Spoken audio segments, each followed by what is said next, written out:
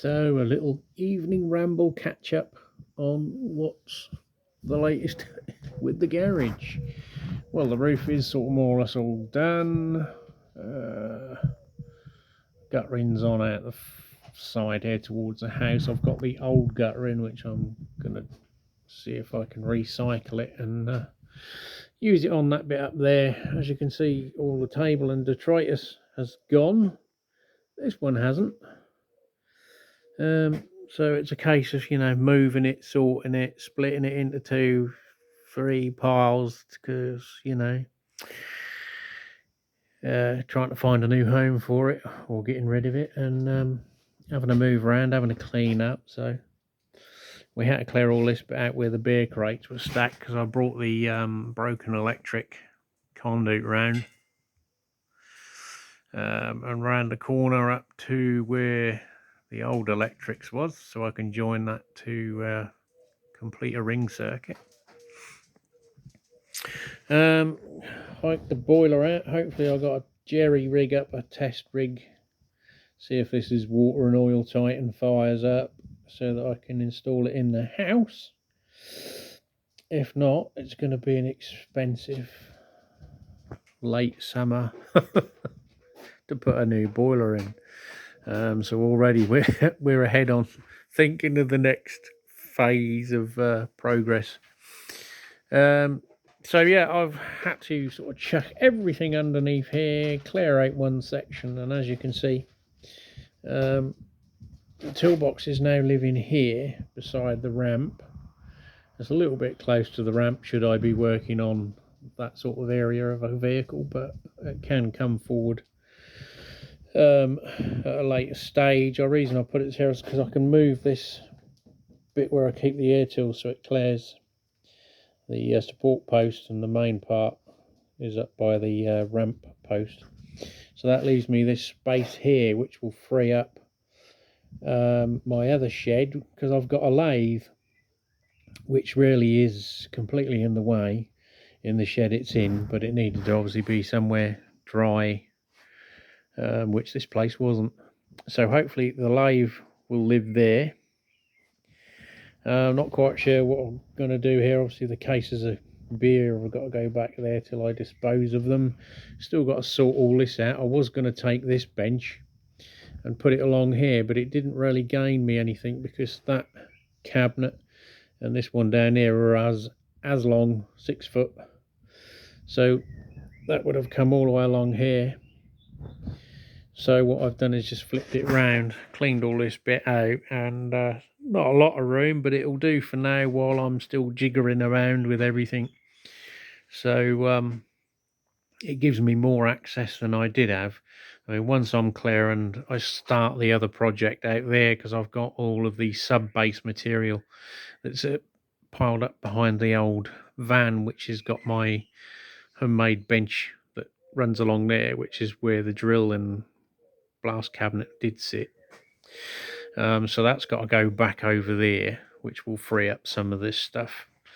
But at the minute, should I have a project, I can at least get here. My fishing gear is all in this cabinet. It's about 1 metre deep.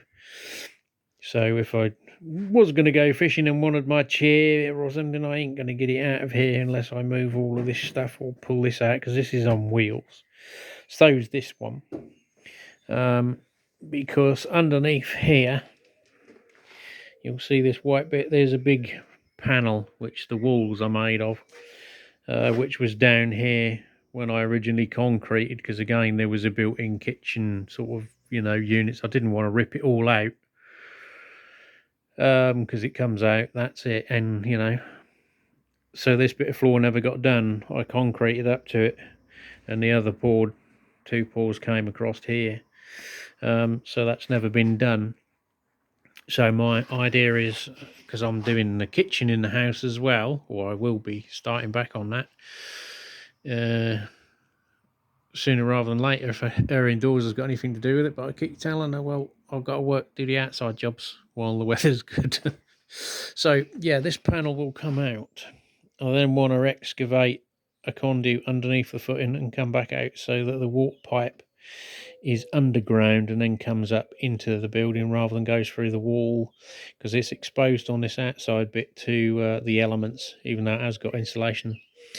I think there might be a leak down there because that area of ground is always damp. I did scrape it and have a look, couldn't find nothing, but I want to do it while I can, because then there's got to be a concrete base put out here for the oil tank, and then a trench coming across to go to feed that boiler I just shown you. Are you keeping up?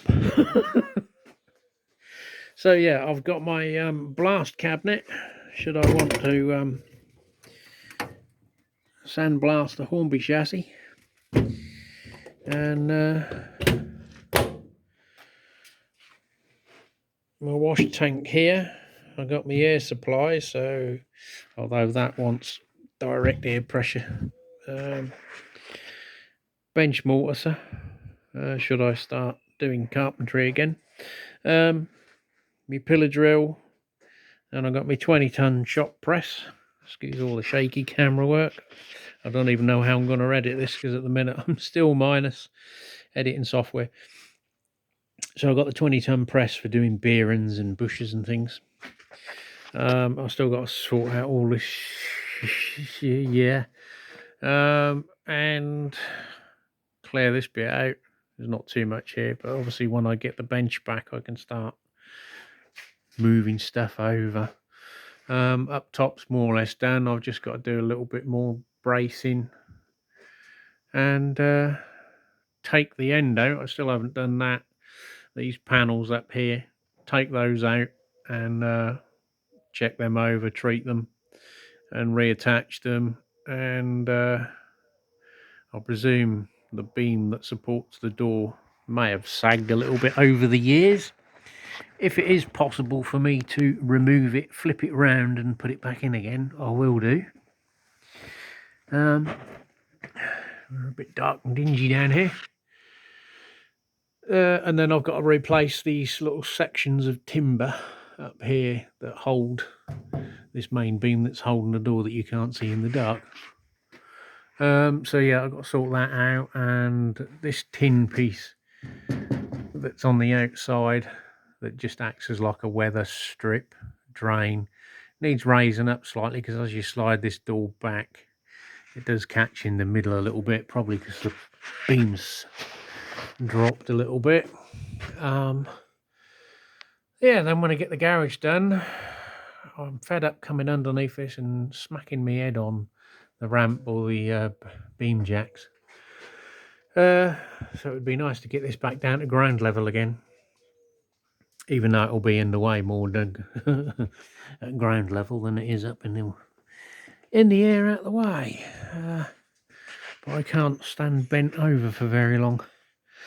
So yeah, and then I've obviously got to find a home for all of my tools that I've been using on this project to go back wherever they lived before they were here. And then probably think about starting this vehicle, as in repairing it, welding up the sill, and being it's a Ford, you know, rust is not an optional extra, it comes as standard. So yeah, I want to do this up because these are making good money at the minute because they don't have any ECUs in them.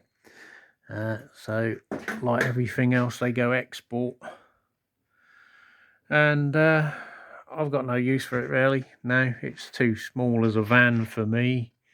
If I do need a van, I've got the Hi-Ace, so, and it was a hell of a job for my wife to get in it being disabled, and obviously it's only a 2-seater. And there's 3 of us because my son has to lift my wife in and out of the car or van. But the Hi-Ace is a minibus with a wheelchair lift on it, so I need a sort of second vehicle should the van be off the road. A second vehicle that's suitable for me to get in and out of fairly easily, and definitely her. So I'm still on the lookout for a vehicle. Plus I want something cheap and economic to go down to Milton Keynes, which the van ain't. So that's about it really. Yeah, FM aerial's got to go back in for the old stereo. Finish off the electrics. Obviously now I've got this bit here, I can get round and cable clip and access this bit, which I couldn't before. Then there's just a single dedicated feed for the compressor, which is down here, and that needs 30 amps on start up. I don't think it pulls that, but that's what they say. But it is the biggest compressor you can get on single phase. Anything bigger than this you have to have 3-phase, but I bought one this big for air tools and things, as I've got various Tulios in here. So there's a small spray gun, and then I've got a slightly larger one, and then the full size one, air chisels and air ratchets, impact drivers, all of the usual sort of gubbins you get. And sanders, they eat a lot of air, the sanders. So once I've got the kitchen done, I'll have our old units, which I think I might keep for in the conservatory, and the ones I've got in the conservatory will come out and replace these. This is a twin sink. I don't really need a twin sink, so I could probably go down to 1,000 unit. So I might use the old oven high unit that we had in the kitchen as a storage up here, and then just put 1,000 unit along here. So that'll give me another 500 to 800 mil. So I'll have to redo the plumbing. That black cable, armoured one, goes up. That's the one that feeds the big shed, which has got the brewery and the railway layout in at the minute. And goes up there to a box to change it to 16 mil. Then it goes in the fuse panel. I've got to sort out the plumbing again. Rejig this. I might put another socket down here now I've got space and need access for the drill and things, rather than have leads and whatnot all clattering up everywhere. The fan seems to be knackered, although I never really used it. It weren't big enough for paint spraying. But I've kept the feed in case I replace it. And then there's the bench grinders underneath here somewhere, you know, because it used to be a workshop. Then some of the crap out of there has gone now, because it's either got tossed or it's up here, along with telephone systems and God knows what. I've got to go through it some other stage and get rid of. So if you know anyone that wants a Rhapsody phone system, or a BT 2+8, or a Panasonic one, I've got a few telephone systems. I did have a telephone exchange system in the house, but that well, it still works, I think, but we haven't got any phones for it now because we use the cordless ones. They're easier. So yeah, I've got to do that. Then I've got to put housing in here for one of my mesh boxes to go in, so I can get Wi-Fi a little bit more reliably in here, because obviously being metal roof and double skinned metal walls, it's like a Faraday cage. You don't get much of a signal in here. Even when I had a Wi-Fi extender plugged in, it was useless. You have to stand out there by the door. He's out of something interesting, probably living under there.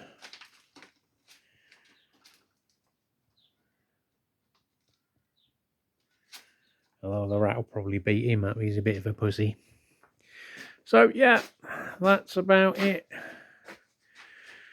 at the minute.